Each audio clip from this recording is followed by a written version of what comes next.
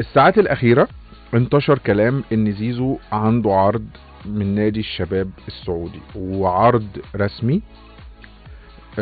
لكن نادي الزمالك، طبعا موضوع زيزو بس عشان نبقى بنتكلم بوضوح، هو في 3 أطراف مسؤولة عن بقاء أو رحيل زيزو عن نادي الزمالك. الطرف الأول هو نادي الزمالك، الطرف الثاني هو والد زيزو، الطرف الثالث هو نادي الشباب اللي يقال إن في عروض.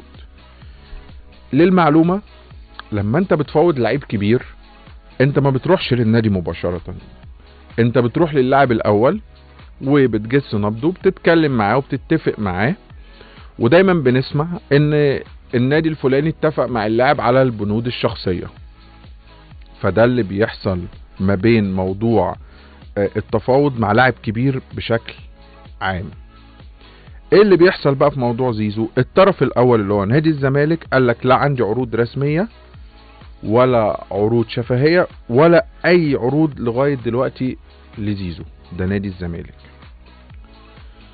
والد زيزو اتكلم لكذا مصدر واتكلم لكذا موقع وقال ان في استطلاع لرأي مجلس ادارة الزمالك اللي واضح انه اكيد هيرفض ان اللاعب المهم اللي عنده يمشي.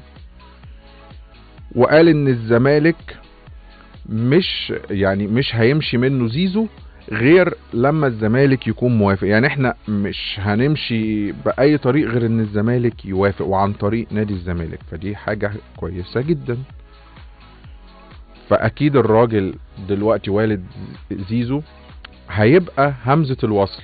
هل الزمالك في ظل انه لغاية دلوقتي موضوع الإيقاف ما اترفعش، وانا قلت في اللينك الأول انه أبرز صفقة انه لازم الإيقاف يترفع عشان الزمالك يقدر يمشي في طريقه ويكمل، هيقدر يقول لزيزو ايا كان المبلغ انه يمشي. ده نجم الفريق الاول، فالمشيان مبقى سهل يعني. وان انت تعوض لاعب زي زيزو في الوقت ده، مين الكواليتي اللي موجود يعوض زيزو؟ فده السؤال اللي الزمالك هيسأله لو هيقرر انه يمشي زيزو.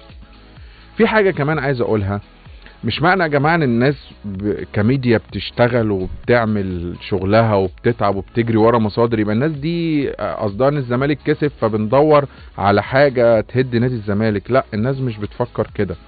الناس بتفكر ان ده شغلها وبتعمله وده تعبها، وعادي جدا انه ما احنا بنسمع ياما سمعنا ان في لعيبة مهمة جدا، والعالم كله كان بيفاوض هالاند وهو مع بروسيا دورتموند، وكان قايل ان ده اخر سيزون ليه وهيمشي يروح في بقى ريال مدريد، والثنائيه مع مبابي اللي ما حصلتش في الاخر راح السيتي. فعادي جدا ان حتى الفريق وهو ماشي كويس يحصل كلام على موضوع المفاوضات. فاذا موضوع زيزو دلوقتي بايد نادي الزمالك وبايد والده. الحاجه الثالثه، الطرف الثالث بقى في الموضوع، رئيس نادي الشباب السعودي. برنامج ملعب اون مع الكابتن احمد شوبير اتواصلوا معاه، والراجل قال لا بنفي ولا باكد. فطالما هو لا بينفي ولا بيأكد، اذا اكيد في مفاوضات. فكده الموضوع بتاع زيزو.